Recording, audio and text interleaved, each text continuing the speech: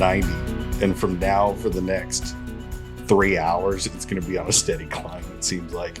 Jesus. Out here, it's like once it starts getting hot, it just keeps rolling like a freight train. I mean, that's like, what, once every 24 years? It doesn't get like that there, does it? Or does it? I don't know about you, buddy. Where I'm at, it does. I mean, we got several weeks, 100 plus usually a year. Oh, I thought you were like up in not in the mountains, but I thought you were in the Jason's pretty much California. If you don't, yeah, we're almost look on California. A map, he's California. Okay. Here's California. Here's Jason. We're like the first place all the Californians stop and think, wow, this is a nice place to screw up. Except for the dog hunters. They're good. They're all right. Any of them can come here, I guess. Yeah. What the hell? Are we recording? We are. Well, good. We already started. Making California jokes. We're irritating all the California guys. We should clarify. Northern California. Like, they're okay. Yeah. NorCal's different. Yeah, exactly. Right. There should be 2 Californias. Yeah. I mean, they got North and South Carolina, North and South Dakota. I mean, why couldn't they have done that with that stupid state? It's that state of Jefferson. We need that state of Jefferson. Even Garmin breaks up their maps in North and South in California, right? You got North California maps and South Carolina. They even segregate. They treat those guys differently. Oh, that's true. Has anybody ever seen a South California map on the Onyx maps to even see? I mean, are they better? Do they treat just them got a better, bunch of names. I think it's just names of Hollywood stars. pretty much just people. Walk of Fame. It's like Bruce Willis section, Clark Gable, Bob Hope, some of the old, like the national. Yeah, it's all named after Hollywood. It's probably getting blank now. They got these spaces where everybody's just leaving, and now they're all moving to Texas. They're all moving to Bozeman and Texas. Yeah, you've been in Bozeman lately, Idaho. I was in Bozeman a year ago in the spring, so a little over a year ago, and it was so gross because it's a little old town with little bungalows, like kind of like where I grew up, just all streets on a grid, all little modest houses, and about every third or fourth one will be 2 lots knocked down in a 3-story glass house, like, and it looks like a wart sticking up there, so that the money's just there buying it. Some streets have 5 of them. Some streets only have 1. It's really weird looking. I mean, I'm talking about the old neighborhood. Yeah. I just got back from my wife's sister's there in Bozeman, and it's such a weird place because there's a lot of outdoor companies there. Like, you're driving down and it's like, oh, there's, Stone, whatever the backpack Stone company Glacier. is, or, Sitka. Yeah, Stone Glacier, Sitka. Yeah. FHF. I've seen FHF. It's just all these different companies that Meat Eater, of course. Right.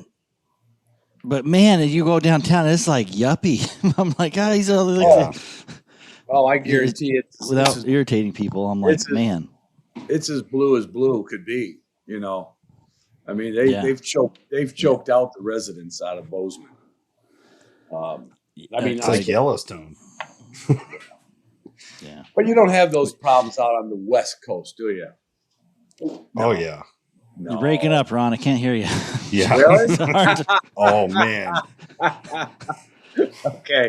I'm trying to find a spot between Bozeman and me that isn't that like on a map. I'm like, because I'm like, I want good public land. That's the thing about here is we got so much public land. I mean, I can go hunt for days and just not touch the same ground.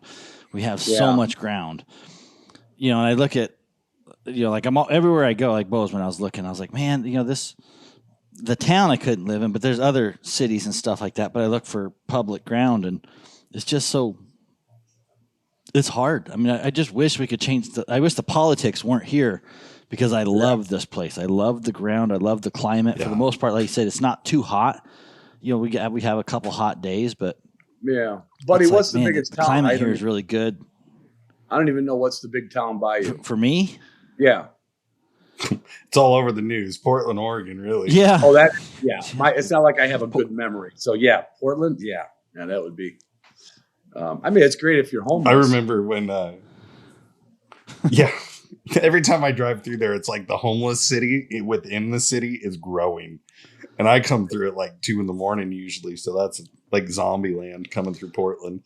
Well, you remember. I get into the airport. Luckily, the airport's north. And so I get into the it's like locked and loaded, get in the airport, drop off, hot drop, get the hell out of there, get back on the other side of the river. It's getting rough. You remember the Statue of Liberty, there's a sign that says, give us your weak, you're tired, you're poor. Portland's got one that says, give us your homeless.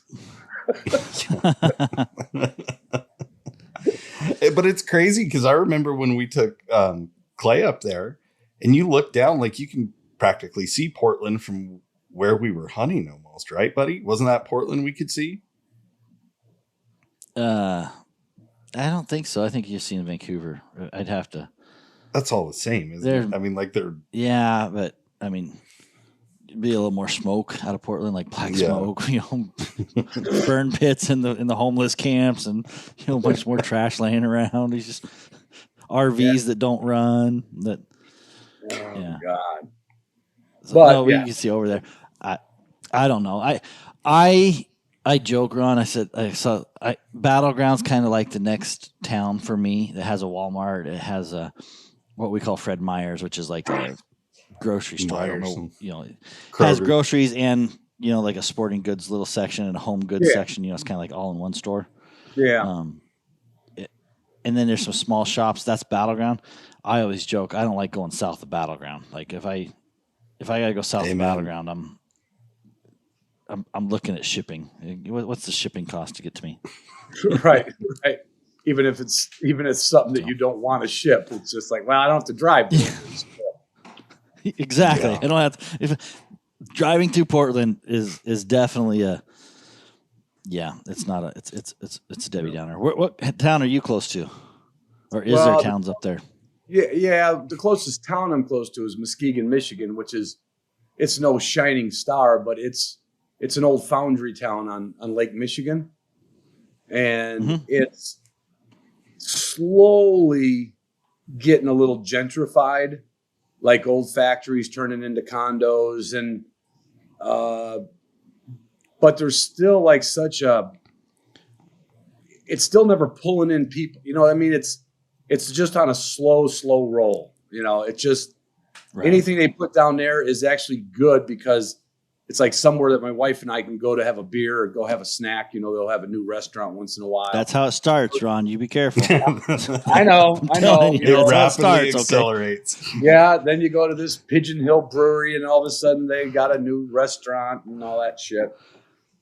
So, buddy, are you familiar with how Michiganders show where they're located in the state, like the hand trick? Like that's a thing, right, Ron? Oh, that's a thing. Yeah. Yeah. So that's the mitten. It's a thing. Yeah, the viewers can't see this, but hold your hand up. Yeah, the listeners, and where you point on your hand, you got the thumb of Michigan, so you can identify where in the state you're from. Right. Like I'm old skier. Okay, so that makes total sense to me. Right. We go out the other night to this, like we're right on the Rogue River. So Morrison's Lodge is like a long-standing. They got a bunch of cabins and they do dinner and they got a bar. So I get talking with the bartender. And she was from Michigan.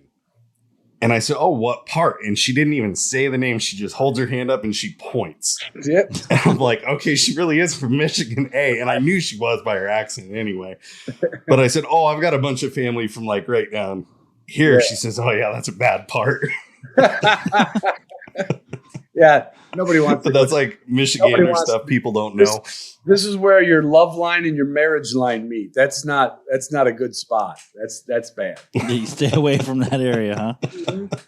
Mm-hmm. Oh, that's funny. How's the dogs treating you, buddy? You got a new dog, right? Relatively new dog? I got that Brittany pup. Yeah. How old is it now? She's got to be just coming on 2. She's okay. I think she's coming on 2. We took her hunting last year, like the end of season. We I would say hunting, but it's one of those game preserves where you pay for the birds first. Yeah. Then they go drive out ahead of you and put the birds in. It's like, how many birds would you like? And you're thinking, well, and we started with I don't know if we did 5 the first time or 10. Yeah. And I was, our listeners probably heard this. I kind of liken it like she treated it like a video game. Like, you ever seen like the little duck hunting game where it's like ding, ding, and all the ducks fly out? That's what she did. She pretty much ran through the course as fast as she could and bing, bing, bing. And I'm thinking $25, $30, $50, $75, $100. I'm like, holy shit. Hey, do we have I was mashing the button down. 150, 160. Exactly. So I told her, she comes back with her tongue hanging down like, I found him, Dad. Go get some more, Jesus Christ. It's like quarters at the arcade with your kids. So have you seen any pointing out of it eventually? Yeah. By the end of it, she was doing awesome. But like I said, that first time, and I knew I was in for a treat, because I was just like, okay, this is either going to go really good or really bad. And I've told everybody I hunt the hounds, and if I got this bird dog, it's going to be to play. And it was a ton of fun. I actually had a lot of fun, and thank God she has a lot of natural ability, because I don't have the patience to do all the the feather and fishing line and fishing pole and feather and all that stuff that you should do. And I highly encourage you, like, if that's what you want to do. For me, I'm just like, let's just roll it. It just gets a little more expensive that way, Ron. Just if you're gonna do it my way, you better bring some $25 bills. That's all I'm gonna say, is because you're gonna burn some birds up. So you don't even have you've got mountain quail, right? Probably, but if you end up going to the mountains, you probably take your hounds up there. Yeah, I haven't. So we got forest grouse, and but I'd love to be able to get her to work forest grouse. That's tough. I mean, the hounds would just buff them. Yeah. What about, are these the sooty or the blue grouse or the dusky grouse, or are you talking spruce grouse, or do you know? Rough grouse. Okay, especially if they're not hunted a lot. If you can get her into some rough grouse, that should get her some.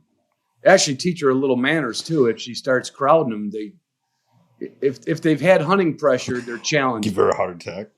Yeah. No, for the most part, we just drive around the roads and I see them and I just kick her out. It's like roading. I'm like, hey, go point that one. I'm going to shoot it either way. We just sluice them off the road, So, but we did some pheasant, and then we did some quail last deer season over on the east side of the state. And we had another dog that she was behind, and she picks it up. Like I said, she's natural enough, right? That you got to let her go through the failures of flushing one off, and I would correct her. If there was 2 types of correction, Ron. One was when she flew out and busted that bird out of there, she got a stimulation. I mean, that was a shock. What I mean? When I called her back, I was like, we're shocking. But then there was another stimulation. It was like more of a tone vibrate stimulation when I missed. When I missed the bird, I'm like, my bad. you do got to come back. You could have a free copy of the Upland Institute. You might want to just do a couple of those drills. Maybe 2. Maybe just 2. Let's just try something.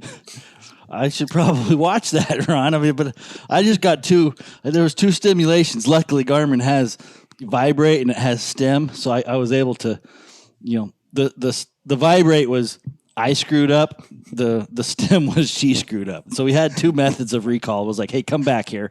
One of them you can chew me out. The other one I can chew you out. So we kind of cussed at each other throughout the whole day. It was a good time, man.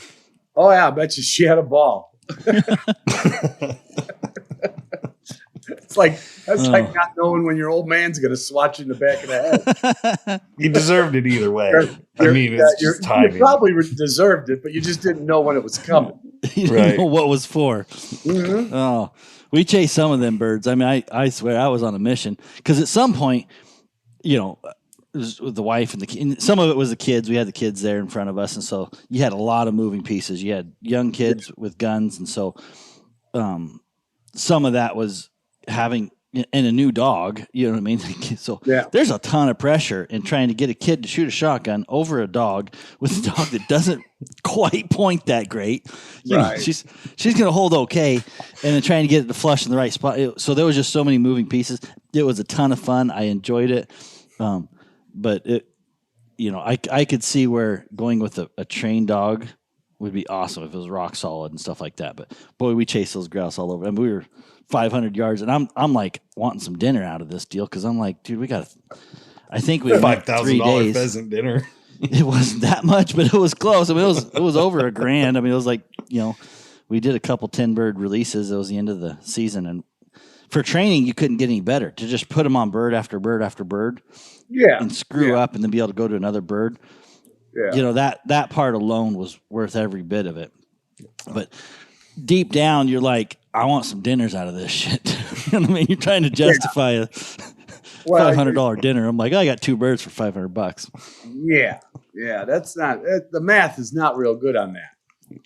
You could have probably. I think that's hunting in general. Just don't do the math. We justify it like, oh yeah, you don't have to buy meat. You don't have to do this. Venison costs about $100 a pound by the time you're done with it. Yeah, and that's if you got them in your backyard. Yeah. Yeah, we're not all lucky like you. You probably got 20 of them out there right now if you're in Michigan. Well, I should probably shoot. I only shoot a deer once in a blue moon, but my wife doesn't want to eat venison. It's like she'll eat bird, she'll eat fish, and she's like, I don't like venison. I'm like, well, why? Why? I mean, like, tell me. Oh, it's gamey. I'm like, how do you know if you never tried it? Right.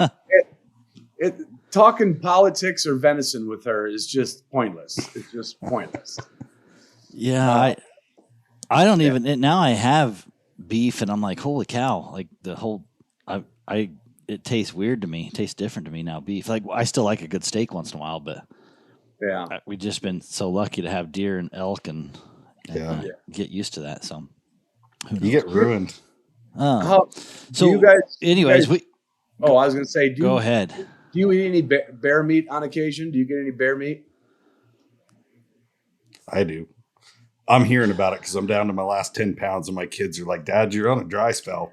We're running out of bear meat. Because it's actually a staple in our house. We eat a lot of bear when we have it. Mm-hmm. Just curious. Buddy, probably not so much. I killed a bear back, I don't even know, a long time ago, before I got dogs. The bear is actually kind of what tied me into the dogs a little bit. I had the bear at a taxidermy, and the taxidermist who's referred me to, I got a hound while I had that bear in the taxidermy. Anyways, that was, gosh, that had to be 20 years ago. I don't know. It was some stories about that bear, but I didn't prepare that meat as well as I should have. Ron, I killed that bear about 3:30 in the afternoon, and it was deer season, so it was early October or mid October. Yeah, and I field dressed it, and I was like, I'll make a phone call and we could get I shouldn't say this. Statute of limitations is over, but I was like, we get back in here, we get a quad down in here, we can get that bear on a quad, and we get that shit out. So we came out of there, and I was worried somebody's going to steal the bear, and so I shoved that thing underneath a stump, you know what I mean, to try and hide it. Yeah. Because I didn't want it to be seen for the road, and not thinking. I mean, what do you do when you kill meat? I mean, I was like, and I've killed deer before. I should have known better, but it just didn't comprehend to me.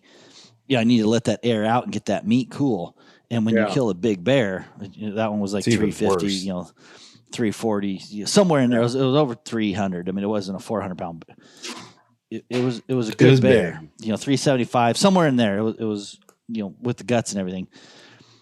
I should have had that thing. I should have taken the hide off that and hung the meat up, and today that's what I would have done. I would have been like, but as a kid, I mean, you smoke a big animal like that, and me and Mike, I mean, we didn't have any ass. We didn't have any ass to speak of. Right now, I got a little bit of weight I could throw around. Back then, you try and pick a leg up and try and roll its head over, and you're like, holy cow, this thing is just massive. Yeah. So we hid it so nobody would see us, and by the time we got out into cell phone service, made a phone call, got the quad up there, went back up there. We got it out of there, and I think we had it hanging by 2:30 in the mornings when we got home, and it had already started to go bone sour. So we got to the meat shop. So my bear, the meat that I recall I didn't enjoy because I could only save a little bit of it, and even that little bit still had a tainted taste to it. Ugh. And the hair didn't start; it was just starting to slip, but it didn't slip, so I was able to do a shoulder mount on it. But that's my bear story, and so I don't know if my story is a little bit tainted because I didn't handle the meat right. Bears are tough. I mean, there's days we won't even bear hunt down here because it's so hot. If you killed one, you could not get it out to the truck fast enough to not spoil. Yeah. Right. Like I cut, like instantly get the hide off of it. Didn't you? I think you told me you cut the hams on one buddy. Not on that bear. I've only killed one bear, but that the meat cutter told me. He said, just slice those hams and get to that bone so you can see. On an elk, I'll do the same thing. If I kill early season elk, that rear quarter, I'll slice all the way down to the bone so I can get, because they said that the bone sour comes. Butterfly. Exactly. Yeah. He's like, you're not going to mess up a good butcher. You know, a good butcher is still going to get steaks and all that he wants out. He says, just slice it down, get that bone exposed.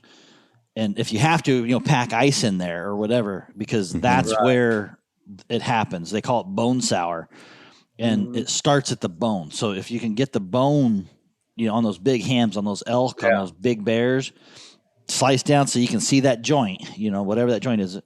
Most elk now I just quarter, so by the time I quarter it off, I'll leave the hair on if it's November or whatever. If it's September, I might, even take all the hair off or whatever. And I may or may not slice it down. It all depends on if I can get it to a truck and get it home. I had one September an elk that I had to hang for 3 days, and so I would make sure that I definitely got it cooled down that way. So, I think hard lesson. I think it would be prudent to do just about any season, really. I mean, cooler, faster, right? I mean, no matter what. I mean, if it was sub-zero, but if you want that to be like premium, I would just say it's probably not a bad idea to ever do with any big animal on the back legs. Yeah. Yeah. If I get an elk, especially an elk's got so much meat, I normally, and watching a bear like that go to waste, I mean, it is gut wrenching to watch a big animal and lose that much meat. It's, I mean, it's still, I mean, to this day, I don't want a bear. You know what I mean? I think about, man, maybe I should go out and try and kill a bear sometime. There's two things I don't like about bear. Number one, you got to skin them damn bastards, and they are nasty to skin. Greasy. And I already don't like the heat. So, hunting in August and going thinking about having a bear with a bunch of bees around me and all that shit. I'm like, yeah. What about this doesn't sound fun? But, I don't know. I should. Do you do any bear hunting or Ron or you? I shot 3 bears in my life. So the first one was up in Canada, a contractor, or the superintendent of a job site. He had a lot of money, and he took me and 5 people up to Canada. So it was, over a bait barrel.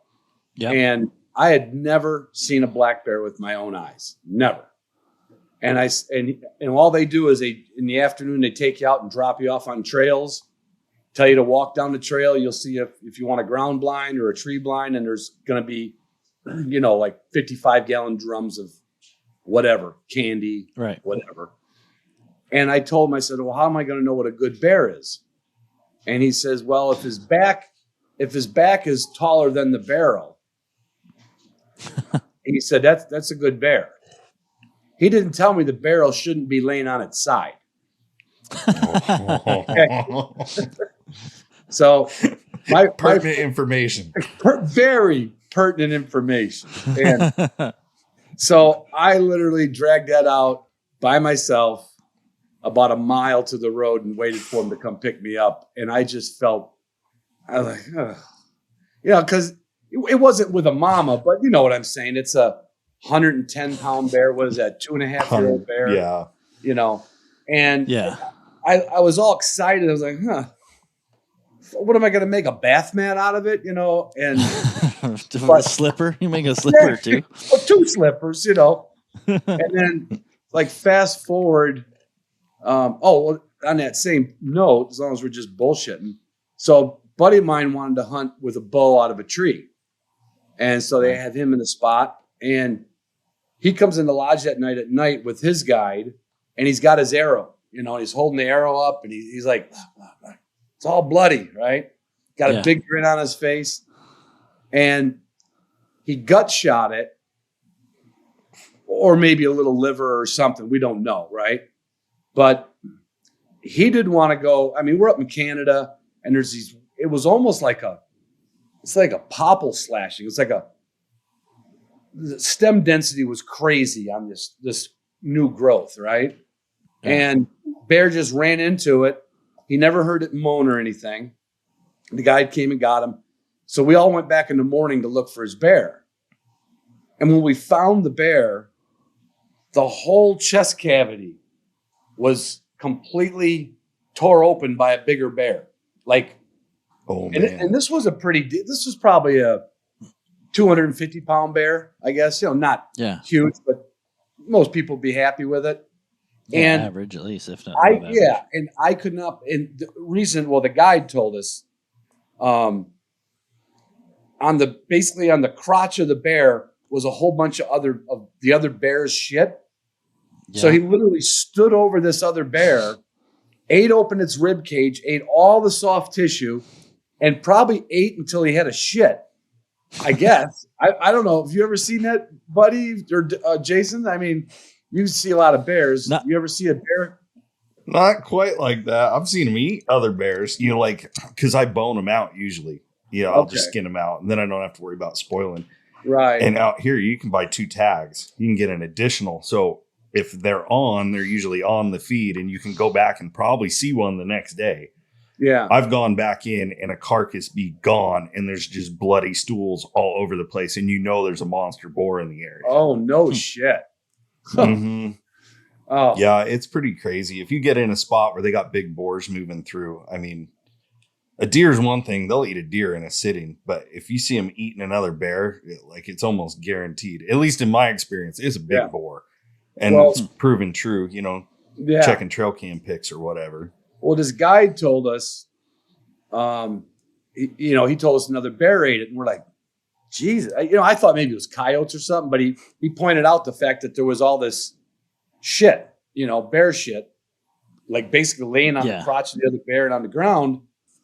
And so when we took it back, I think he kept the shoulder meat. I don't even think he tried to keep the hand, because it was pretty warm out. But I think he kept the tenderloins and the front shoulders. They were still in good shape, and maybe the neck. But when we skinned it, this is the Sherlock Holmes post-mortified detective work. So he wounded that bear, and this other bear finished it off. Because when we skinned it, huge canine holes all in the neck muscle and the base of the skull that only a bigger bear could have grabbed him. We also found, when we got closer to that bear, all these, and I'm telling you, like 5-foot saplings sticking up, just no bigger than your finger, right? It barely enough. Yeah. It snowed, they'd have been all bent over. And when we got closer to that bear, there was blood on the leaves all up here. Wow.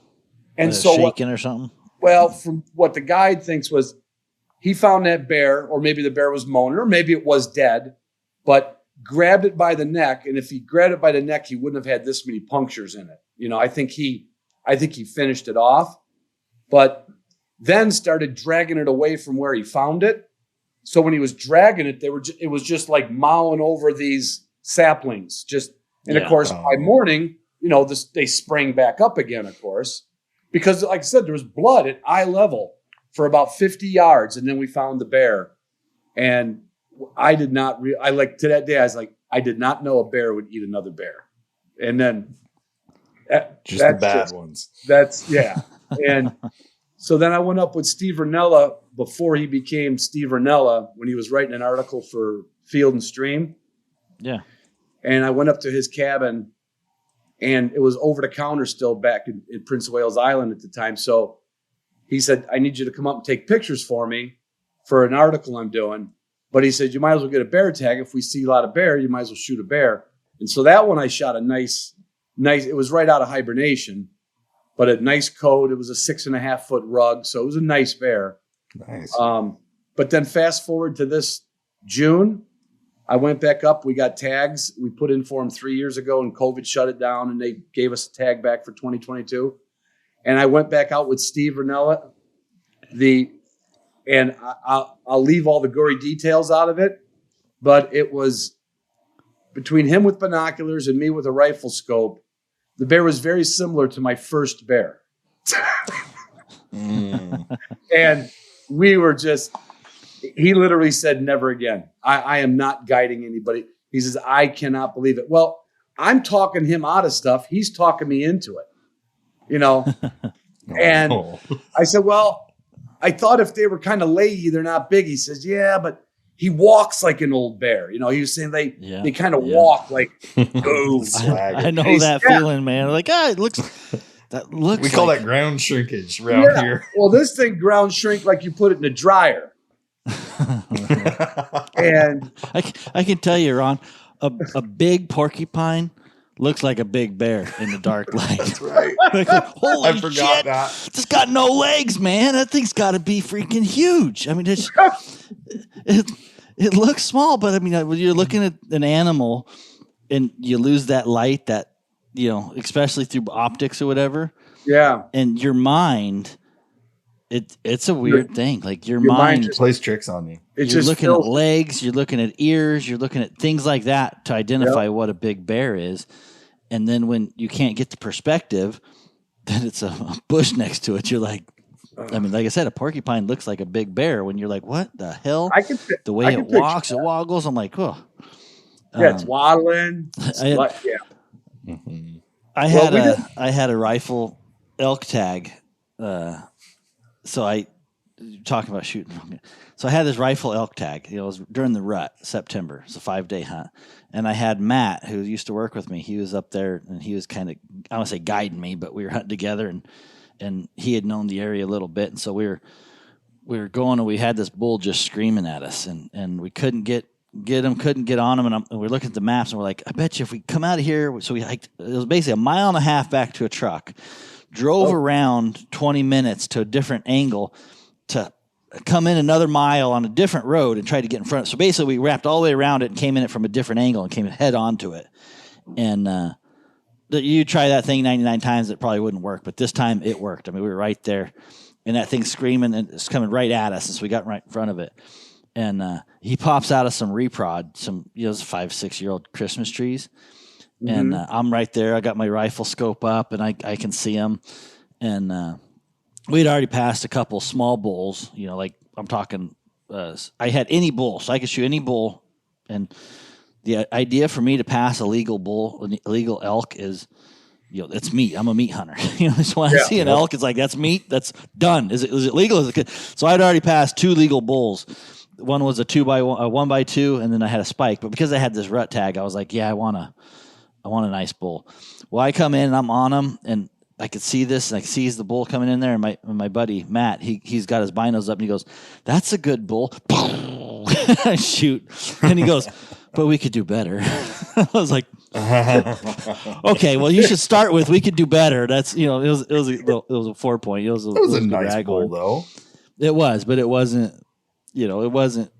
It wasn't a burn your tag on the first day on that hunt kind of bull. That's, I mean, we didn't even turn the pickup. I had my 7.3 diesel.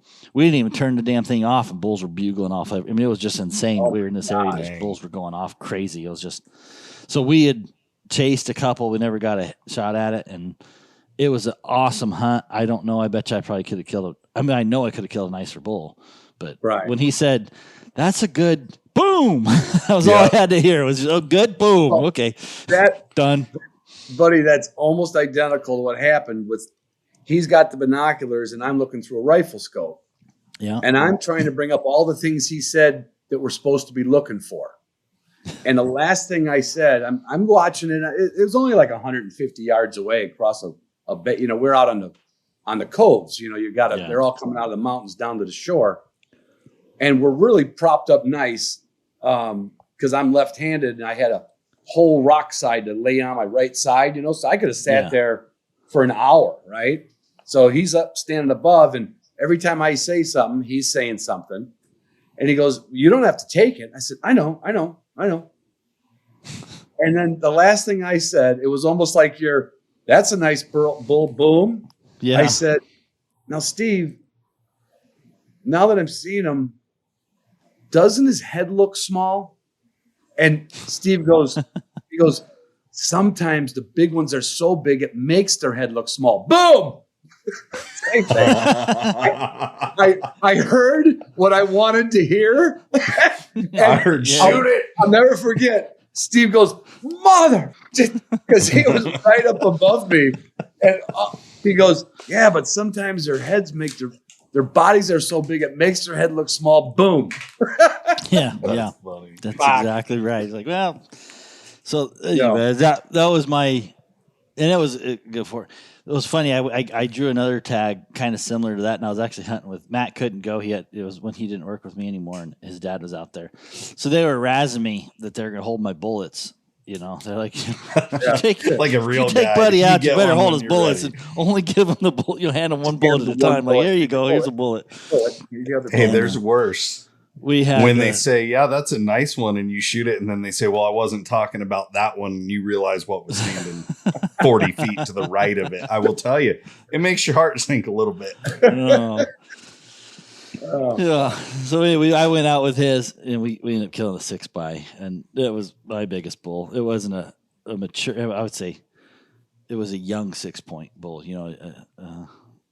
yeah, but I mean, that was my goal. My goal was to kill a 6-point, and it was a 6-point. But it was funny. See, I'm looking at him through the scope this time, and he's coming out and he's chasing some cows, and Matt's dad is over there with the binos, and he's watching them, and I'm trying to wave at him because I'm hiding behind these bushes. We're on this hiking trail or whatever.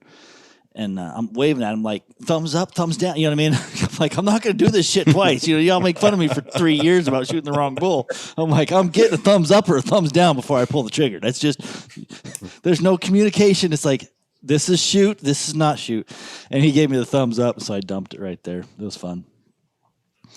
Well, I didn't dump it. That's a wreck that anybody would want. I mean, unless you're going for some boon or some record, if you got 6 points on an elk antler, I mean, that's a big set of records. Oh yeah. Yeah. And again, it's always one of them things. You get these tags, you know what I mean? Like you get a nice tag and you've waited, dude, you the whole part about this nice tag thing is you're like, oh, this is going to be awesome. I'm going to kill a 350 and maybe a 370 bull this year. I'm like, oh, so you got months of building yourself up to it. And then what normally happens with me is you get your ass kicked the first 2 days. Like you don't see a bull, you don't get a shot. You're like, oh shit, we're still hunting here. You know what I mean? Like this is still like this isn't guaranteed. This isn't the zoo. In your mind, you're like, oh man, it's going to be so awesome because you're doing the research. And then you get out there and you're like, oh yeah, this is not the zoo. You still got to work your ass off. And that's where you pull out your license and you start reading it. Like, where am I supposed to get this? What the hell? Right. Well, the worst part is it's not like, oh, I just drew a good tag. How many years did you wait for that one? Mm-hmm. It wasn't horribly long, was it? But it was still several years. Well, one of those was a Hunter Ed tag, so I got it. It was a Hunter Ed drawing, and then the other one I actually drew. So it was the same season.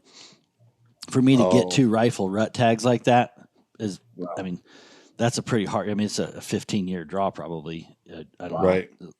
Mike keeps trying to draw for it. It was a hard draw for me to get 2 of them, to get a do-over. Shoot my 4-point. I was gut-wrenching afterwards, and but I was happy. It was my biggest bull at the time.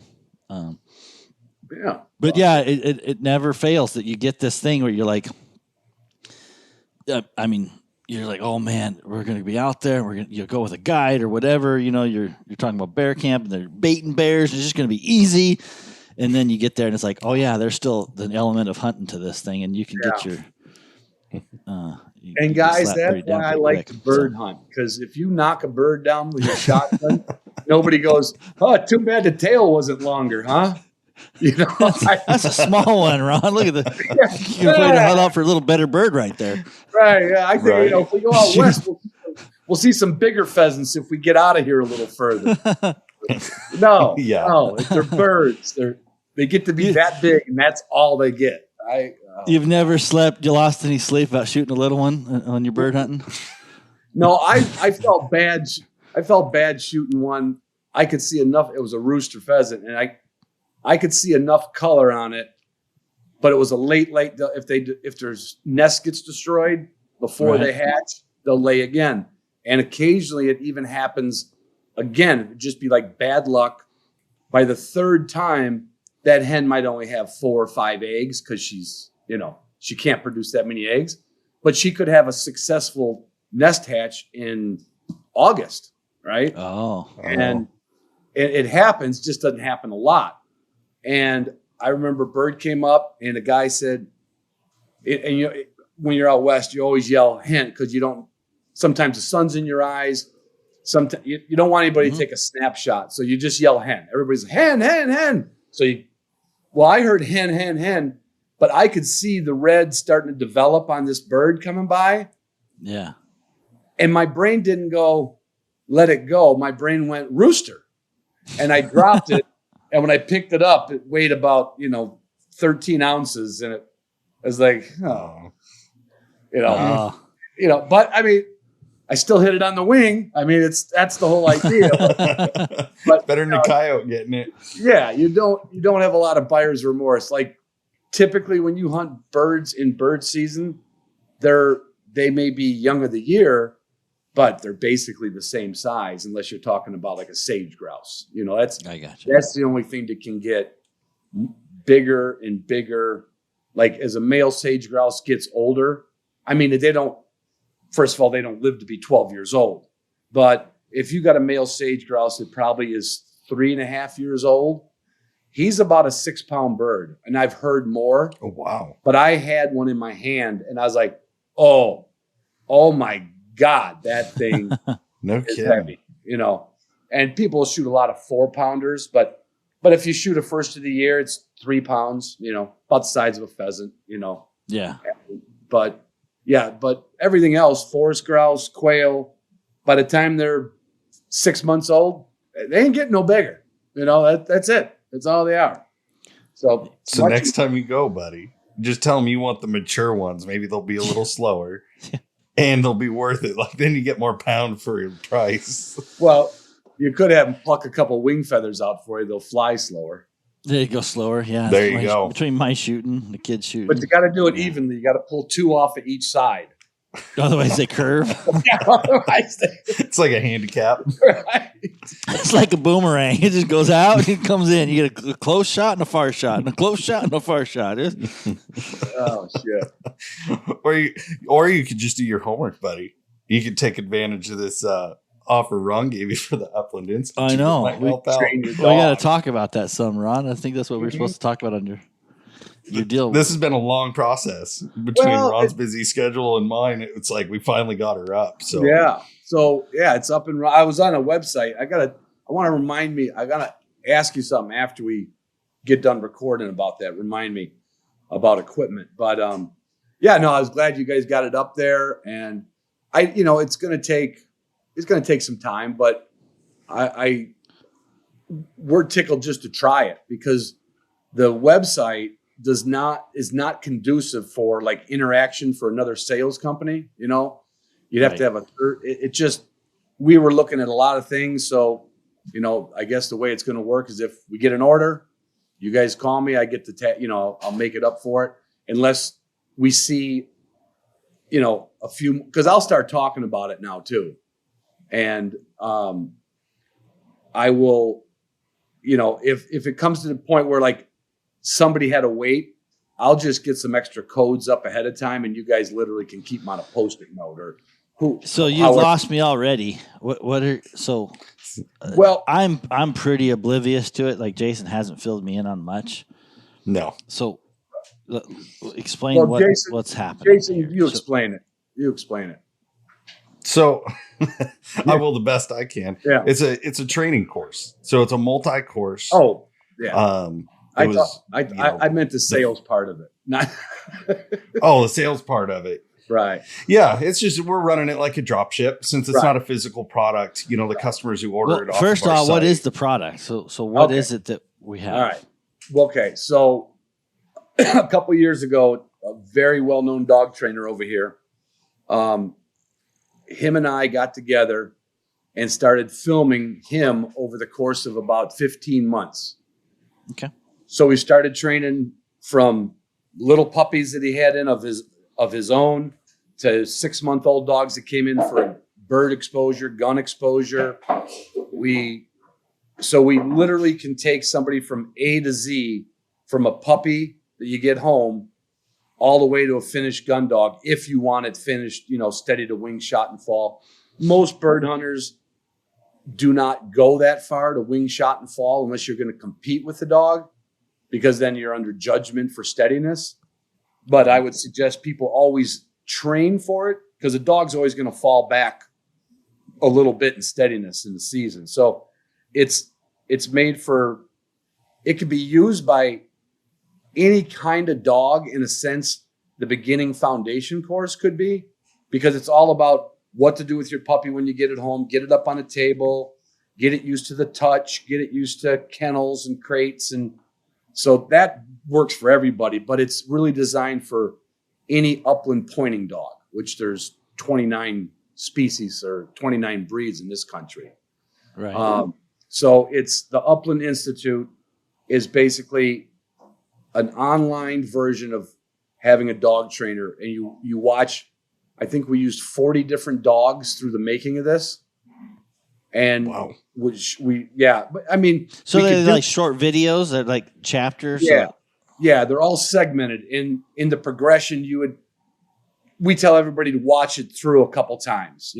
Yeah, it's basically 4. I mean, if you did the whole course, there's over 4 hours of video to watch. Right. I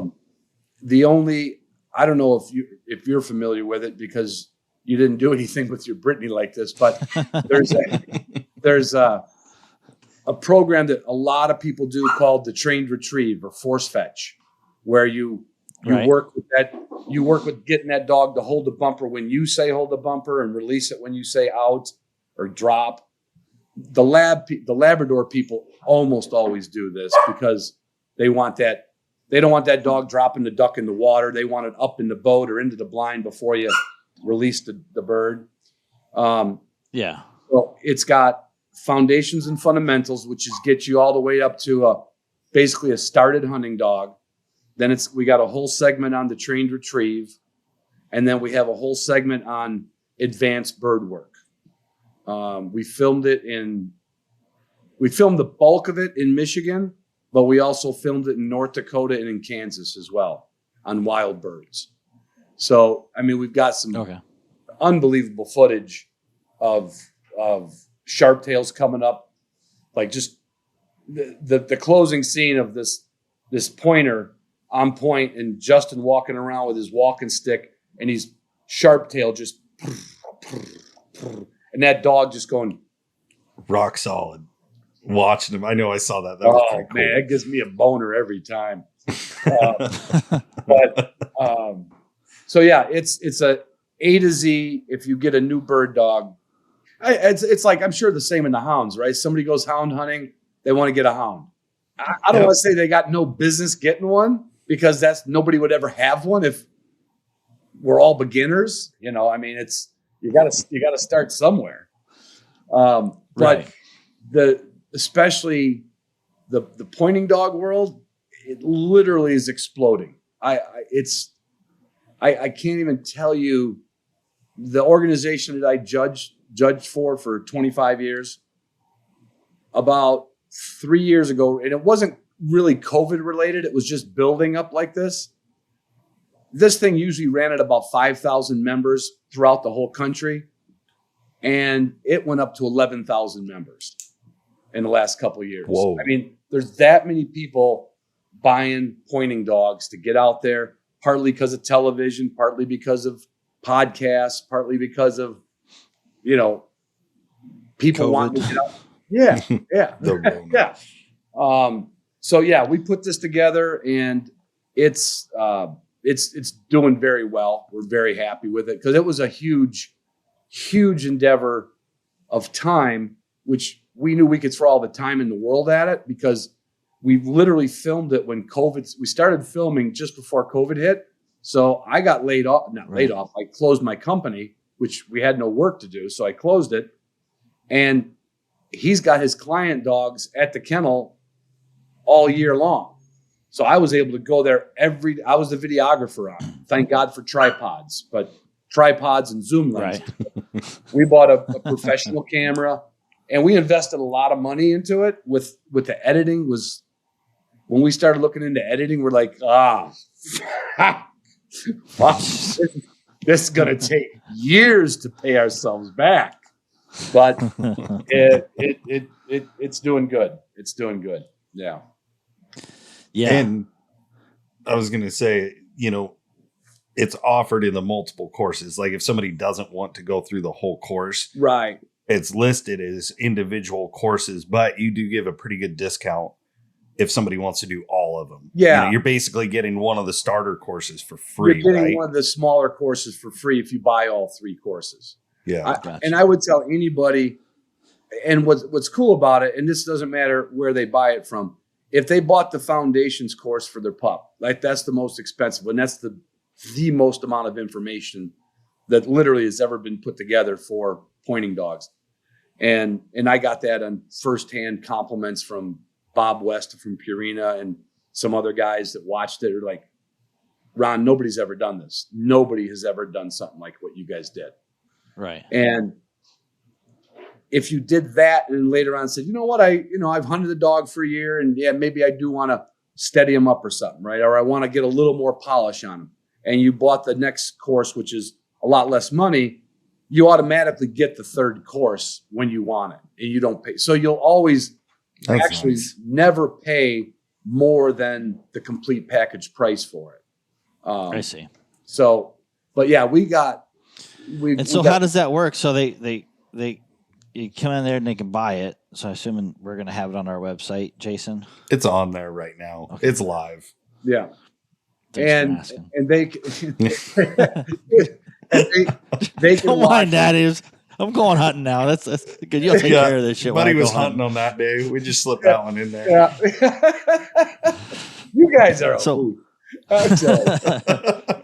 sometimes. So they come on our website and they'll buy it. Buy it. They'll and then you'll give a code or something. I'll give a code to it, and then they'll have that course for forever.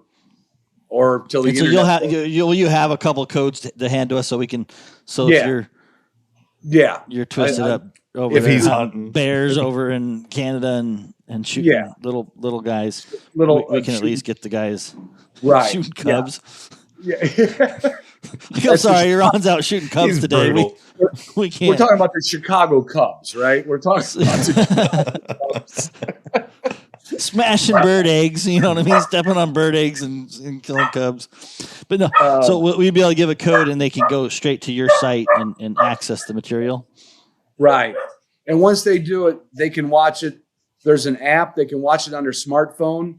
They can watch it on their laptop or a tablet. As long as they use the same email address that they bought it under, they'll have it on any device. Perfect. And people asked us, it's not downloadable. It's not downloadable because obviously some smartass would download it and then start giving it here and giving it there and spreading it out. But it doesn't expire. I mean, it's basically there, like I said, unless the internet breaks, which will have bigger problems than me trying to refund somebody money if the internet breaks. So. Exactly. That's when the bird dogs are important. Stevie, shush. My little cocker I like to clap. My little cocker spaniel's making a ruckus. All right. Is that the trouble dog? I mean, what's the cocker spaniel for? I had one before and she died early, and it's just such a fun little, damn near like a lap dog that hunts its butt off for you. But it's not like a Brittany or a short hair. There's no point. It's a total flushing dog. So the challenge with them is keeping them within 20, 25 yards while you're hunting. Yeah. So, and that works pretty normal. Like a normal Cocker Spaniel is going to be kind of in that gun range. But if they start, if a bird gets out and goes out, there's no stopping them unless you've got to get that stop on them where they're like, nope, I can't run after that bird. So, there's some work involved, but I mean, they're such a fun little dog. He's only probably 26 pounds. Put it under your arm, put it in your game bag if you had to. Yeah. Easy to feed. Yeah. Cheap to feed. But she's a little noisemaker. Yeah, sounds like so. Yeah. One of the guys that was at that thing, he had some, I think they were cockers, and they would flush out and they were just like spinning in front of them. It was like a bunch of little fans. It's like a bunch of little fans you walk through. It's just like a bunch of little dogs just fanning around in front of you, and I'm like, wow. If they say if you hunt with more than two of them, you get vertigo. Yeah, that's what we never hunted. He just had him out. He'd come and get some dog food or something. So he'd take him out to go let him go to the bathroom in my yard. But I could just tell the way they were running. You know what I mean? We weren't in a hunting environment, but it definitely showed me what they would be like hunting with. Yeah, it's almost like we're kidding about that pheasant without the wings on one side, the feathers. Yeah. Because they just, it's like they just have this figure 8 goofy. Yeah. There's nothing in them unless they see something. They're just not going to run out. Like a Brittany would just take a run, right? It could go. Oh yeah, just like bam, gone. Like I'm gonna go over here. I'm gonna go over there. I'll check over here. Go over there. The people behind us. Right. Come back. She says hi and then like takes off again. Like I didn't check over that by a tree. I'm gonna go check over there and that one and that one and that one. I gotta go check, but I'll be right back. And I think I'm full of energy.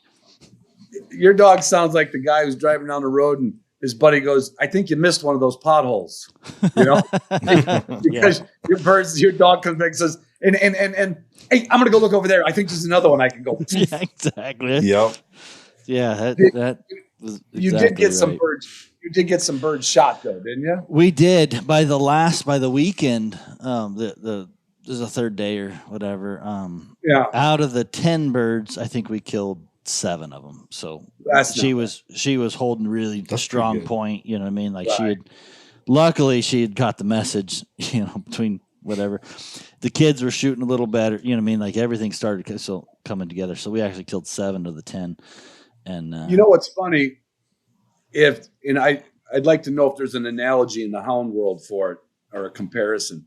So if let's say you lived in North Dakota and you had your Brittany, you took that on some walks all summer, it's going to do the same thing with or without training. It's going to smell birds, get too close, and then it's going to start chasing them because why wouldn't it chase them, right? Right. But if you never shoot those birds, that dog you see at least by the end of the season, but usually much faster than that, what they'll start doing is they get too much pressure on a bird gets up and takes off, they're going to start running after it just like they did the first time. But every time, like I bet you your dog would have probably chased it as far as it could have, right? As far as it could absolutely. See. I mean, 300 yards, 350 yards. Yeah. I'm like, holy crap. Still going. Because those pheasants kind of slow, like they take off. I mean, it's really enticing for her. Like, like the way they just like levitate up. I'm like, and after that, it's a race. They're like, I can catch it. Well, was she able to catch any of those pheasants that? No, got away without. Well, there's probably why in the course of 3 days you were able to shoot some over her because. Dogs will literally learn, like, the example is you'll never see a coyote. Now, coyotes are pretty tough, especially in the snow time on grouse and pheasants and stuff like that because, they can smell them. They can pounce on them. You'll never see a coyote chase a bird. How come? Because they never got them that way. They never got one. Now, when they were little pups, they probably did give it 40 yards or 50 yards. But if they expel that much energy so many times, they're not even going to be able to make it. So bird dogs are like, they got too much bird desire But if they're never successful with those flyaway birds, their pointing instinct goes like, hey, you know what? That ain't chasing them doesn't work. And had you shot a bunch of those, like with long shots, or she could keep doing that for a while, then you got to actually train it out of them. Right. So those wild birds will get a dog to hold point longer, and will teach a dog, yeah, I'll chase it for a little bit in case I see it drop onto the ground from a shot. But after a while, they'll run about 30, 40 yards and swing right back around and just start hunting again. Pretty soon, really, when you train it later on, you do it with pigeons in the field. And you keep a bag full of just homer pigeons or city pigeons, doesn't matter, because pigeons will never land back on the ground around a dog. And then you start teaching them to be steady. You throw the pigeon up and you're like, whoa. And you throw that pigeon up and he's watched other birds fly away. Now he's seeing birds fly away right in front of you. And you're still not shooting them. So like dogs can learn a lot by stuff we don't do, like don't interfere with those first bird contacts. So in the hound world, I mean, and my friend is the one that's brutally always talking about the intelligence level of a hound, but what do they teach themselves? Like, I mean, I think you can, like, deer. Do they learn? I think there can be some deer? of that. I think that if they don't catch the damn things, that's the problem. Right. Like there's a joke. Like, if you're gonna do it, if you're gonna chase a deer, you better do a damn good job at it, right? Like, you better catch the son of a bitch. So, I think for a young dog, for me, a young hound, it may go mess with a deer. I normally take off down the road with my old dogs. I get out of there. So when that puppy comes back, I was like, we're all gone. You know, like, where'd everybody go? Well, we went down the road. Like, so they seem to learn. I go chase this deer and I don't catch the deer. Right. I come back. And so I don't even scold them when they're that young. You know what I mean? Like, at some point they know better. And I'm like, yeah, we're going to stop that. But right in the early ages, I think it's a lot of the same thing. There's no reward in that. You know, what they did, I'm not happy with them. I'm gone. I don't acknowledge it one way or the other. I just pretend like it never happened. Right. Unless they're going to actually catch one, then I'm like, okay, we got to interfere. Oh shit, we better interfere with this one. She's committed. So there are times, and that's when I'll shock the dog to stop them. Right. You know what I mean? So let's say I have a dog that is old enough to catch a deer, and that's not what I want to do. That's when I'll shock a dog just to get him to stop. And then from there on, I don't acknowledge it. I normally, when they're that young, I don't even tell them trash. I don't yell at them. I don't nothing. Mm-hmm. They got stopped. And when they come back to the road where they left, I am no longer there. Like, they have to run to figure out where I went and come down the road. Right. So. That makes sense. And like you said, that same dog, if a couple encounters like that, that's something that dog basically taught itself by just doing something you didn't want it to do, but there was just it didn't come from you. It came from the dog. Yeah. It came from the dog. And then if it's a cat, shit, we'll spend 3 hours working on that. And that dog has to know that my big dogs are in there barking, they're trailing, they're with them. You know what I mean? Dad's always around. You know what I mean? If we cross a road or something, normally I don't get in the race, but you know, they get to the tree, then I show up at the tree, and then it's a big deal for me. You know what I mean? I'm excited. The dog, I'm like yelling at the dogs, like good yelling. You know, not scolding, but like excited. You know, I'll go try to like jump on the tree a little bit or whatever it is, just to animate my happiness. And then they just seem to learn. It's like, oh, well, this smell. My older dog, my friends are here. The asshole's here. He shows up too. He actually wants to pet me. This is a good deal. Why you being nice to me? Right. Maybe next time I'll put a cat up a tree, he says.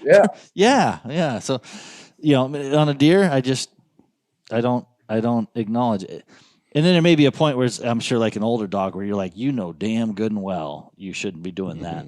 Then that's a scolding, you know what I mean? But in the beginning, Can you tell when your hounds, either of you, just by looking at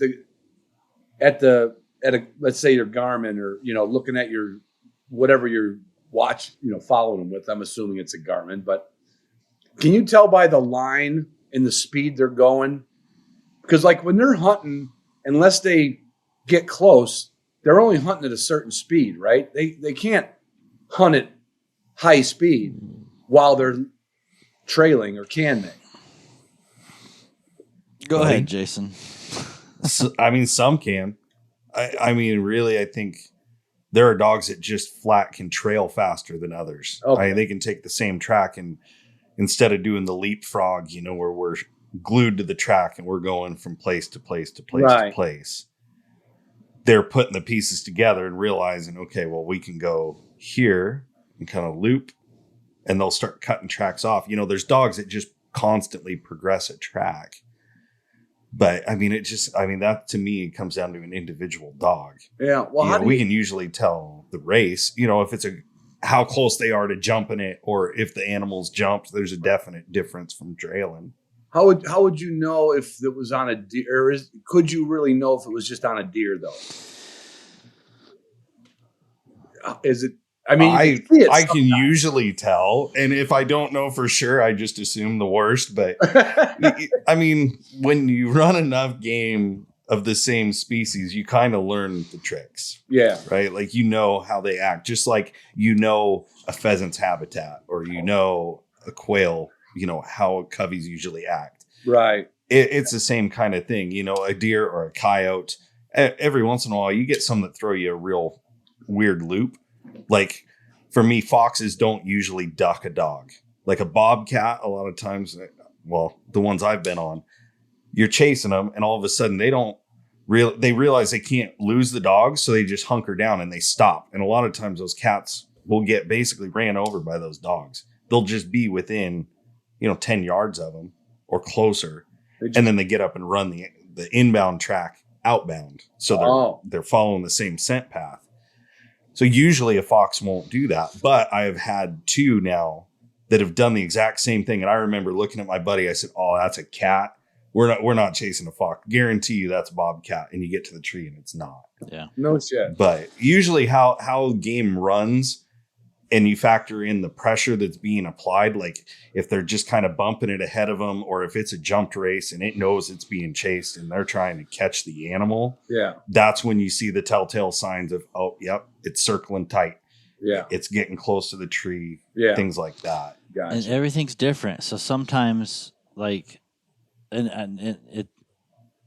it makes me really nervous sometimes. I'm like, them bastards. I'm just like, I want to push the button, but I don't. I try and get up ahead of them and check them a little bit. And there's times I'm like, this is a coyote. This isn't good. I've told my buddies, I'm like, whatever. And then I'll watch across the road and I'm like, bobcat. Like, holy cow. So sometimes you just get weird stuff. And again, there'll be times you're like, oh yeah, this is a cat. This is for sure a cat. Coyote right down the road. And you're boing, like, oh! Boing, boing. You know what I mean? Like I can tell you, that was a couple of years ago, my buddy, and I'm like, I told him, I said, we're chasing a coyote.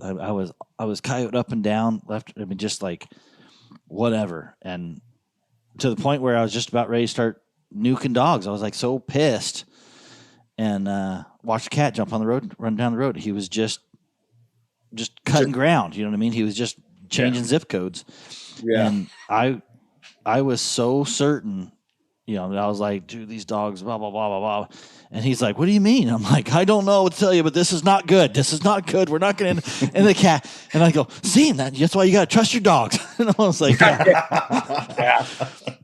Just like that. But then the next week, you'll be like, oh, yeah, this is a cat for sure, for sure. And then, boom, coyote goes on the road, and it's like, those dogs are just hot on his tail. And I'm like, I don't know.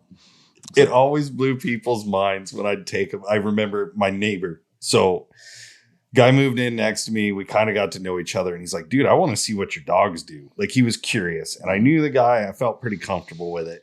So I said, well, let's go to the woods.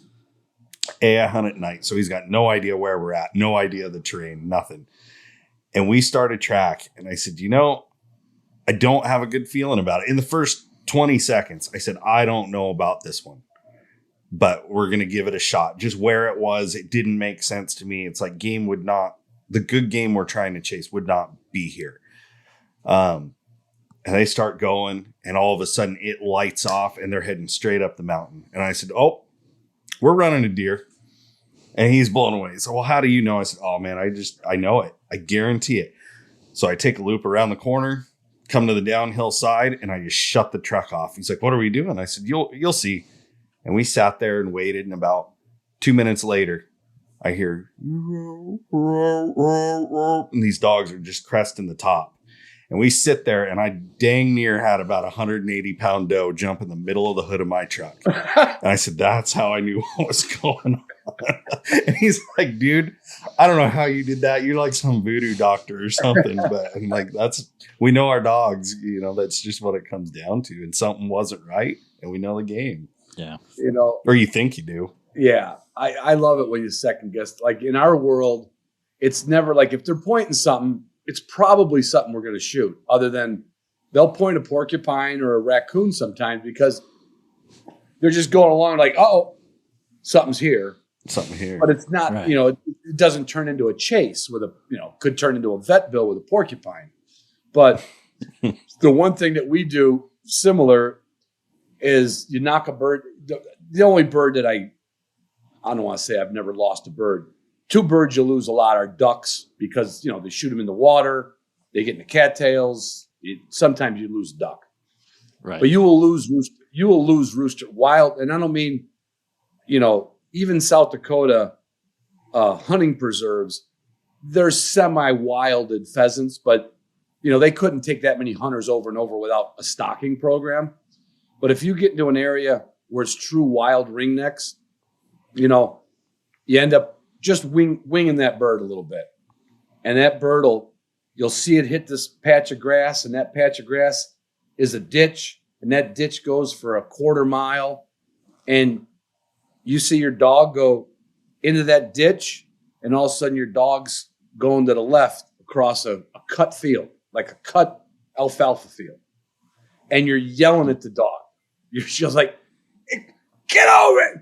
No. No. And you're like, and the dog if the dog listens good enough, you can call. I mean, it's rare, but you could shock him and be a real, just be like, God damn it. And we call that a buddy, but go ahead. And you keep telling him you want him to go down this ditch, right? You walk him down the ditch, say, dead bird, dead bird, dead bird. And he wants to keep going back the way he was going. And every goddamn time that dog is right and we're wrong. Every time. But our mind sees where the bird hit and like, well, there's no way a bird's going to come back toward the action. It's going to go away from the action. But a wild ringneck pheasant is the sneakiest, nastiest. They're like a white-tailed deer. They're that full of tricks. They're unbelievable. I was going to say that was one of the things that I was really surprised with hunting Sadie on those. It was those roosters. Mm-hmm. God, they would run in front, and you'd see them. And Sadie'd be just right on top of it, and that was the one of the really parts where I don't quite know what to do in that situation training wise, right? Because the damn thing was running faster than I could walk. I mean, it was like I was on a death mission. I wanted dinner. So I was like, I paid for you. I'm killing you. Like this is how this is going. We've had dinner. I think I probably lost 10 pounds. Cause I'd chase them damn birds with that dog trying to kill it like a meat hunter. You know what I mean? I wasn't like, I was like, I want the bird. I was like, I want the meat. I'm like, and so I'd have my wife and the kids, and I'm like, I'm going to go get that one over there. I could see it just running in front of Sadie, and she'd stop. And I'm like, shit, the damn thing, Sadie'd point, and I'd watch that bird run out in front of her. You know what I mean? So she'd still be pointing, and I'm like, dude, Sadie, it's not here, you dumb. You know what I mean? Go. So I'd get like, come on here. You inexperienced puppy with no great exactly. training. What are you doing? Go. How could you? Go. Why are you stopping? You know what I mean? So it's like, And those things would run. I mean, like crossing fences and going and I was using the dog, and sometimes the dog was using me. You know, I mean, my eyesight was better than the dog's.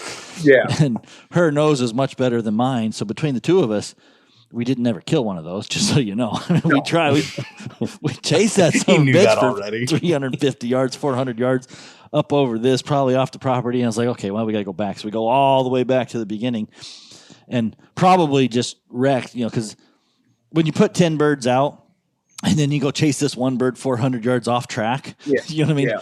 You really let the 9 that gives them room to like move away. Got a head start. Right. They all leave. Yeah. So how does that work though? Like Ron, in that situation, I mean, this kind of blows my mind. Is it a verbal command to search for that down bird that you're giving them? Or how does it know? Like you say that dog wants to go off and run and it's going to trail that game instead of pointing the scent. Like how does it know? Well, when that's okay. That gets a little deep. So you got to figure, you got to have, we're going to talk about like a seasoned dog, right? It's a dog that's hunted a couple of seasons. And if we're going to talk about pheasants, because they're the only ones that really do it. I'm going to train my dog for what's called a blind retrieve. So if I got my dog out of the truck and got my gun and we started walking, he's going to go into a search because that's what we do. We're searching for a bird. Sure. But I've done this before. I've pulled up to buddies. You know, you'll split up, especially you can hunt the road edges in South Dakota, both of the easement sides. So I'll hook up with my buddies in the middle and I'll say, I heard you shoot. He says, yeah. And they don't have a dog. I'm the only one with the dog usually. And I can literally, if he says he knocked a bird down over there, I could take that dog and say, dead bird. And through training, he knows that he's not searching anymore. He's smelling for either dead, crippled, or already dead bird. And that makes more sense. He'll stick to that. Now, young dog, you can't, there's not much you can do. That's where it comes into, dropping a bird for your dog. If your dog sees the bird go down and you were talking about how dogs learn. Yeah. They'll also learn when they hear a shot. If you've shot a bird, your dog sees the bird, boom, here's the gun noise, sees a bird fall in front of him. It isn't going to take him about 5 times to where you could literally use that gunshot to call your dog in. Like if Sadie went off on a run to the right and you had shot 5 or 6 birds for her and you saw her run, you're like, God damn it, Sadie, what are you doing over there? If you took your gun and went like this, boom, the opposite direction. She would run right back to you like, where'd it go? Where'd it fall? Yeah. Do you see a bird? Right. So over there? Okay. What did I miss? I have literally had, because I can train okay. I've trained to high levels a couple times, but I don't have to do that. But I've had dogs when I started out that were just too far out, especially like in the grouse woods. If they did find a grouse, I'd never get there in time. Yeah. So if I didn't know where they were, I would just shoot in the air and they show back up like, what? I said, don't say nothing. Hounds used to be before Garmin too. Boom, boom, boom, boom. Here they come. He goes through a few shells, but yeah, I showed a buddy of mine who's very new to hunting. We're hunting this finger of grass down the fence row. And there was no way my dog Bravo was on point. And Matt says, run, he's on point. I said, yep. I said, let's get up there. And I seen Bravo move up another 20 yards and go back on point. And I said, Matt, we're not going to get that bird. He goes, well, how? I said, we're not going to get that bird because that bird can see, sense, and feel that dog on the ground, right? They are so hyper aware of being hunted every day of their life. So they just stay ahead. They stop for a minute. They have phenomenal hearing. So they hear the grass, they don't hear the dog as much as they hear the grass getting, the noise. Yeah. And that bird will just go another 20 yards. And this finger of grass went about, I don't know, maybe not a quarter mile, probably an eighth of a mile. And I said, Matt would just sit back and watch. And I said, he'll go on point probably 3 or 4 more times. And when he points somewhere around 20, 30 yards away from the end of that, then it was just flat plowed field. I said, you watch. And we sat there, and he goes on point for the last time. And that rooster looked in front of him and says, I got nowhere else to go. And flies away.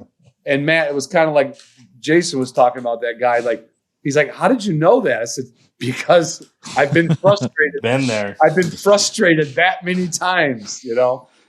I mean, that's what I was doing. Except you wouldn't see the bird. You see me when there's a little fat boy with a shotgun. Like, I'm gonna go kill. My kids get to shoot the easy ones. I get the hard ones. So I'm like chasing them all across the hillside. Yeah. Think about it. Guys with dogs. It's like almost, why do we choose to do something we could do it in an easier fashion, right? Yeah. But and the frustration of puppies and road trips and feeding them at night and losing them, you know, even pointing dogs. I mean, I had one that I didn't lose him. He was just an asshole. He'd go on a walkabout, you know, he'd be back, you know, an hour later, you know, and it's like, you're like, why do we do that? You know, but then when it all comes together, you know, that's like that's better than any solo hunt there is when it all comes together. It is. That was the best part for me was, and it was new to me, the bird side. Mm-hmm. And because of my experience working with hounds, you know, because I tried a bird dog a long time ago, and I did all the book stuff, whatever.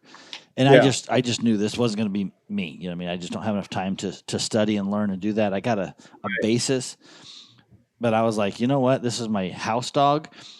And it's kind of like, you know, you hear stories of some of these old timers where they had a meat dog at home, you know what I mean? Whatever, they go hunt rabbits or they go hunt birds or whatever. That's kind of what it's been like for me, is like, hey, this dog is so in tune with me that I'm able to take it. And again, you know, taking it to a game preserve where you plant birds is probably cheating, you know what I mean, compared to the old days. It's opportunity. I'm just talking about compared to the old days when real hunters were using real dogs for meat. You know what I mean? Like I'm going buying $25 birds and setting it up. And back in the day, you know, you just didn't do that. You know what I mean? Like that's a luxury for today's age. You know, for me to be able to do that with a dog is a luxury. It's not because I'm teaching it or needing to do a meat hunt with it, you know? Right. It's for personal enjoyment. The instincts in a pointing dog are like the instincts in a hound. Some of it just comes in the package. So even if you never get challenge that dog, like I used to take my dog. I've been to probably 20 different reserves in my life. I've taken my daughters every Christmas. Like, they're not going to want to go out and hunt for 5 hours to get one shot. I mean, you know, and so I take them to around Michigan, a couple of my favorite places. They got to experience it. They still ended up hunting later on, but you saw when it came together and you saw like, hey, dog pointed. Hey, shit, I got one. Like, it doesn't matter how that works out. The biggest thing with I think people do wrong with their young bird dogs is like, you're kind of making fun of like, well, you know, they're $25 a piece.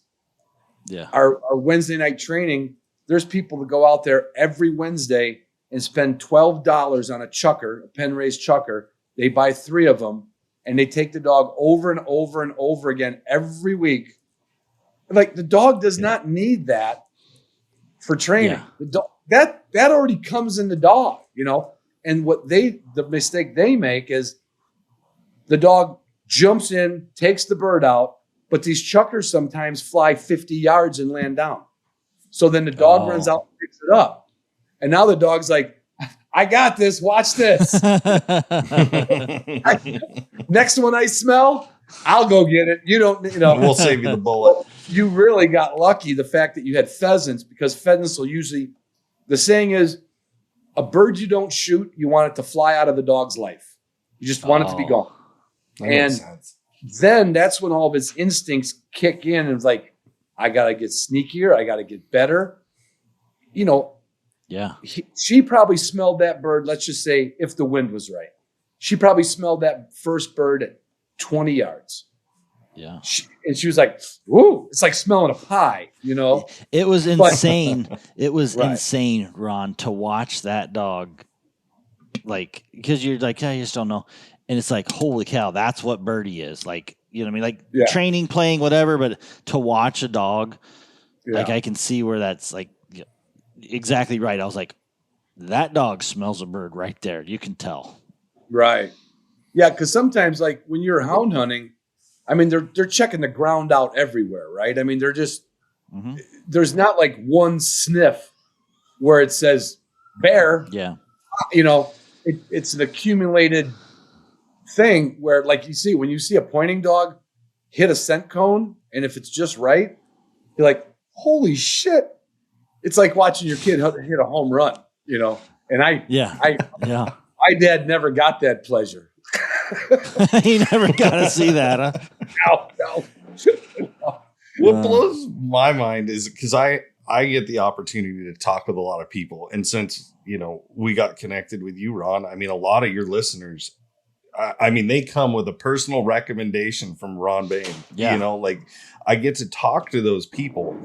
And I'll be honest, I was very ignorant to the bird dog world. I've been around them, but it never part of like training or knowing what to look for other than Birdie. He's like never been invited to those types of associations. Being a hound guy, you don't. We're the scum of the earth. Yeah. But getting to talk with them and see, like, there's not a whole lot of difference. Not really. Like, yeah, there's different pieces, but you're all going from LA to New York, no matter how you get there. Yeah. It's really interesting to see the similarities. And, you know, luckily I get to talk to a lot of people. I enjoy it because it's cool for me to better understand the necessities that you guys have different needs than we do in some ways, but overall it's crazy how similar it really is. Definitely similar. That's why I was asking about, like, what does a hound sometimes learn on its own? Like, those young dogs have to learn certain things that don't work. And then that kind of goes into their catalog of memories. They're like, yeah, that doesn't work. And I imagine I can't, the part I think where you kind of made fun of it, Jason, is like, oh yeah, he doesn't get invited to bird thing because he's a heathen hound hunter or something. But the part that most bird dog guys would be afraid of is like, what do you do with the dog or does it self-fix itself because they don't make it? That dog that wants to get into the mix with the bear or the mountain lion. I mean, because am I wrong or right? I don't know. I hear people talk. You want that dog that almost wants to mix it up and go fisticuffs with it, but like doesn't get bit and scratched up all the time, right? I mean, it's a balance. You know, it's the dogs that don't live longer or can. So some of that, there's guys that want more grittier dogs, and there's guys that don't like vet bills. So there's a balance between holding the animal, if to catch it to bay, and putting enough pressure on it to make it want to climb a tree or whatever.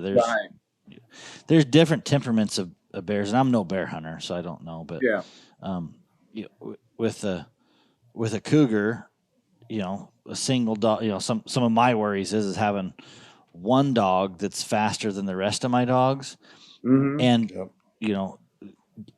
I want my dogs to get on that. So one of the things I think's been happening a lot with the introduction of wolves and all that in some of these places is wolves are causing issue on cats, and I think there's some studies on that, whether they're running off of kills and right. I'm not going to pretend to be the scientist and say this is what's happening, but I can only suspect that there's more conflict with wolves and cougars, and so cougars are learning to fight on the ground more, and that's a danger to some dogs. Yeah, I mean, so I don't want one dog getting mixed up with a cougar if possible. I want a couple dogs. You know what I mean? So Right. like I had a situation. I got on a call for a problem. You know, it was a cat, and the landowner already killed one cougar, and they'd seen a couple there, and so I took out one dog, and I was just kind of just walking that dog, just you know. It'd be like you looking for a bird, like, oh, I seen a bird here. You know, be like, oh, let me let this dog here and see if it gets birdie. Well, that's kind of what I was doing. I had one dog down, and it smelt the dead cougar, which was laying there, and was really sheepish. And then it was like going into this bushes, and I mean, just staunch, just like the hair on its neck was standing up, and its tail, and it would like stick its nose out. And I told there's a couple of game wars there. I said that cat's close, and you know, this is a bad deal. And so I said, can somebody run to my truck and go drop the rest of my dogs down? You know, I had 2 other dogs. Yeah. I told him, I said, I don't want a one-on-one fight with the cat. I don't know what I got here, but I have, there's a high chance that this cat is right here. And for whatever reason, it was weird. Normally when your dogs would trail out of there, but this dog just was like really cautious going through there. And so I ended up having to kick 3 dogs in.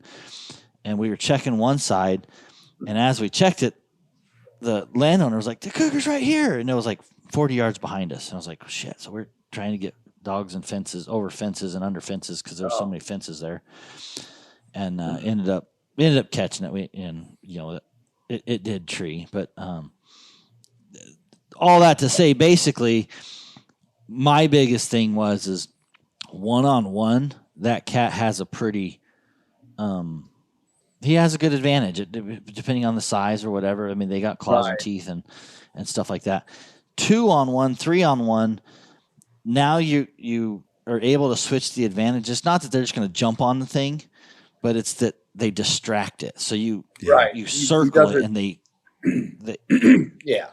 Yeah, I mean, it starts focusing on one, and the other dog comes in, and it got to focus on this one. You know what I mean? So it's kind of scanning between 3 dogs, right? And it can't focus on any one dog. And I can picture that. You know, I mean, the wolves, let alone. I mean, we go down that rabbit hole, but that's probably not good for the W podcast. But I mean, wolves will kill a dog if they have a chance, just flat out. Oh yeah. So I don't think they're any more afraid. Like you said, they'll run a mountain lion off, and on occasion it could be one wolf, in a pack. Is what I've heard. In a pack, those wolves are really bad. Yeah, I've heard from some of the guys over there hunting that when you get one separated, it runs like a coyote. Yeah, because they're like, I don't have any strength in numbers. You know, I mean, that's why they made, you know, the Irish wolfhound back in Europe back in the day. Those things could run down a damn wolf, and one-on-one. I mean, because like unless it's, I mean, this is what little bit I know about wolf packs. Like they're not all like, they're all like a bunch of soldiers, right? There's an alpha, but most of them are just there to help. So if that those subordinate wolves are not the toughest wolf in the pack. So that subordinate wolf, if it got chased by a dog, it's probably like, I'm out of here, you know. But if they get a pack, if they get a pack, then they go back to just like the pack with dogs with the cat. There's safety in numbers, there's strength in numbers, but still So circling back, like your first question, that's a trait. Is I want a dog. For me personally, and everybody's different. There are people that want more aggressive dogs than I do. Mm-hmm. Like, you know, some people want hair pullers. They want hair pullers. They want that dog to be doing something, and they probably have more vet bills. You know what I mean? I don't say whatever, but it's just part of the deal. I would rather not have vet bills, and if it means I can't catch, I don't chase bears anyways, but means maybe I can't catch the meanest bear. Okay, I'm gonna win some and give some. You know, if I wanted to be if it was like you had to catch a bear that was, let's say it was just a ruthless bear and it was rough, and you had to catch it, then God, I hate to say it, but you know, it may not be the job for me. You know what I mean? I'm not a bear hunter, and you would need somebody with better dogs, and I could see where it'd be like, hey, I need some more dog power, because this bear, you know, my dogs would be coming out the road with their tails tucked, being like, "Holy, that guy's an asshole down there. He's worse than you, man." He's right. Well, do you see? So, you know what I mean? Like, there's all in the temperament of a dog. You'll get different dogs, different temperaments, and some people think that's good, and some people don't want it. That's another thing. We were talking about the similarities of hound hunters and upland hunters, or I won't say duck hunters, but upland bird hunters. You'll see those traits. Now, I would guess you'd see, like, if you had a litter of pups from a female, you're going to see some of those traits and some of those, like, even like an undesirable trait. You're like, God damn it, just like his mother, right? I mean, I got to imagine it's the same thing. And then it's hard to dial in because there's always those, those recessive genes, but you could breed for a pack of dogs, a pack of hounds in time that are basically going to give you what you want, right? Like maybe not be fur biters, right? But still good trackers, good bayers, but just not the grittiest, stupidest. I don't know, Yep. Well, put it this way. Buddy and I owned, well, I don't own them anymore. They've passed on, but dogs from the same line. Yeah. That have that same trait. Like mine were never hair pullers. And there were bears that were going to beat us. Like hands down, we just flat weren't going to catch it. And I was okay with that. Yeah. Like that was my concession. I don't need to catch those. But they caught a lot of them as far as, doing it the way they know how. Right. So I think that's a lot of it is the breeding.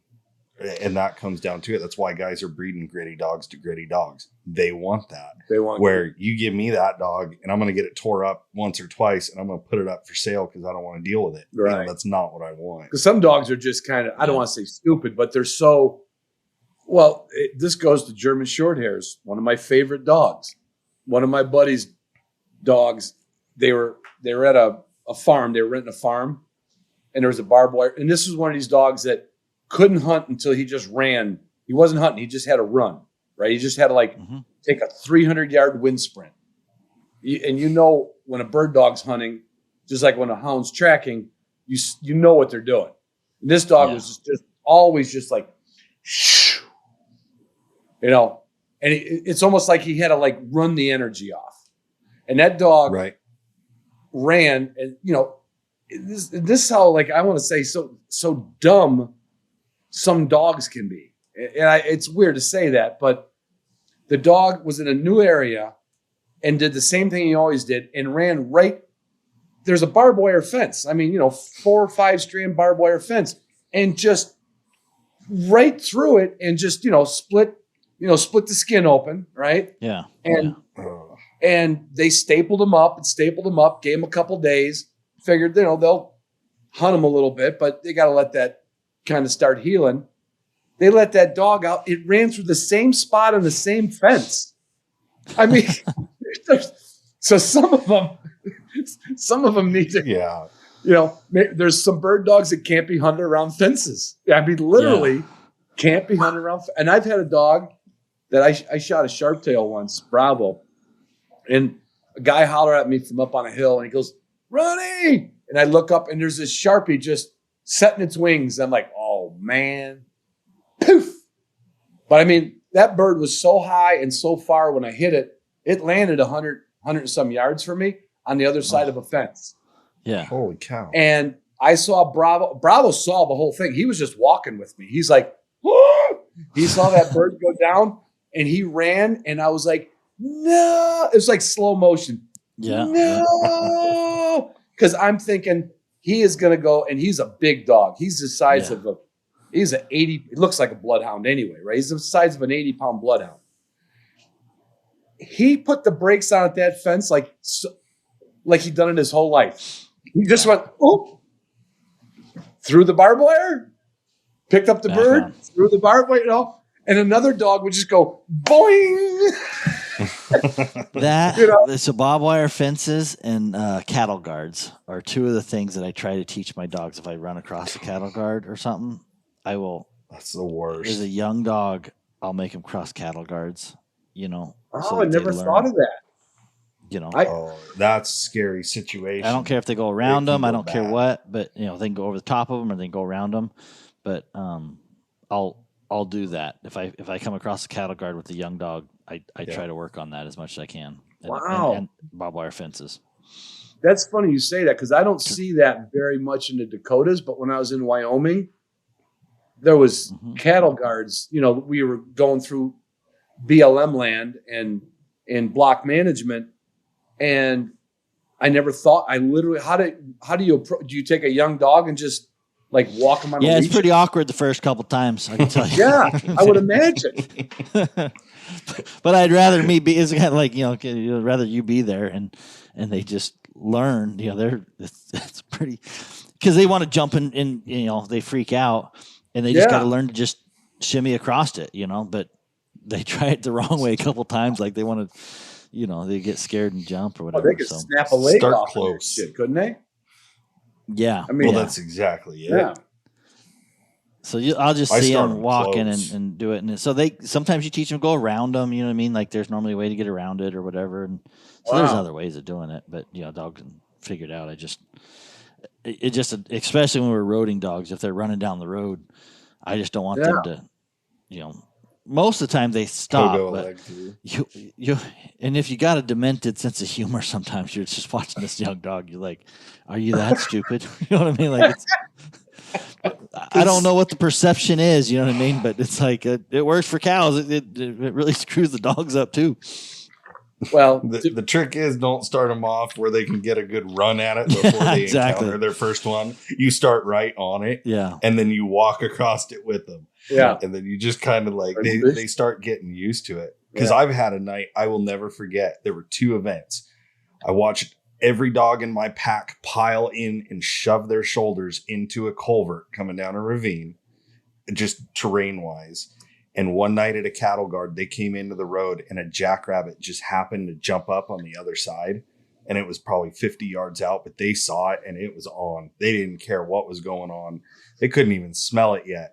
And I watched every one of those dogs just pogo stick a leg through that cattle guard. And I thought I was going to be picking up dogs left and right. I mean, we got really, really lucky. But cattle guards are freaking scary. I've never, like I said, I've encountered them, but I know I've never ran my dog across them. But I'm going to do that next time I see a cattle guard. I'm going to walk them across it a few times and watch them tiptoe and watch them slip. And they learn. Yeah. Yeah. Well, it's just good training. And that's one. So we gotta wrap up here because we got a school thing. Did you want to? You have an equipment question that you want to ask? I got about 5 minutes before I got to hang up. Yeah. Well, I was going to say if I can put together a list of, we have like a list of trainings like check cords, certain kind of bumpers. Do you guys have starter pistols? No. Or not? No longer carry. No, because of the shipping, the wokeness of. Well, no, it's wokeness. The woke companies. So, PayPal and these companies don't allow you if you have gun or blanks or whatever, they don't let you sell on that. And so, at some point, I'd like to get away from that. So I can't. The hard part for me is to get. I don't like it, but I can't make my website so that you can only check out with this credit card with these products and not these. Right. And so, a couple of years ago, these PayPal, Braintree, all these ones that everybody uses, throws a big fit and says they're going to cancel your account. And so we had to pull off the starter pistols. Because it looked like we were selling firearms. It's like, well, it's not a firearm, but they didn't care. So it brought us in a firearm category, and so the payment processors did that. Yeah. At some point, I'd like to get away from that, and maybe now I have the ability to do that, and I should probably think about working on that again. But where I could just tell them, hey, F you, I'm going to sell guns. Buy guns at W. That's what I want to have. Well, I was going to say at some point I would like to put together a list of 2 or 3 kinds of bumpers, 2 or 3 lead ropes, puppy rope, adult rope, just some of the basic stuff, and then something that I could steer, like the new puppy buyer or the new Upland Institute person. Yeah. Say like, these are the things you should have to start with. Small bumper, big bumper, long check cord, short check cord, tie out stake, like just a little, and almost just call it a package, like Upland bird dog package. If we could do something like that down the road, that would be good. I think we could definitely do something like that. Let's work on that, Jason. Let's get a product line, and we'll talk, and we'll probably even have a discount code for you, Ron, and you could just be like, hey, get a discount code. Cool. So that's easy. Good deal. All right. Well, we'll work on we'll talk offline, Jason. Ron, we'll circle back on that, and we definitely can get those products. If we got them on our website, just figure out which ones you want. If there's products that we need to bring in or we need to chase down, because we don't sell a ton of stuff like that. So it's a matter of if. But if my listeners know you got it, I'm sure they'll do it. Because there's certain check cords I like, and I'm sure once we get the brand of them, you guys can buy them just like any other place can buy them. And the other thing, Ron, that you need to do is talk to your daughter or whoever does your graphics. I want a logo. And I think when you send your bird hunting podcast or whatever. Okay, the podcast. Okay.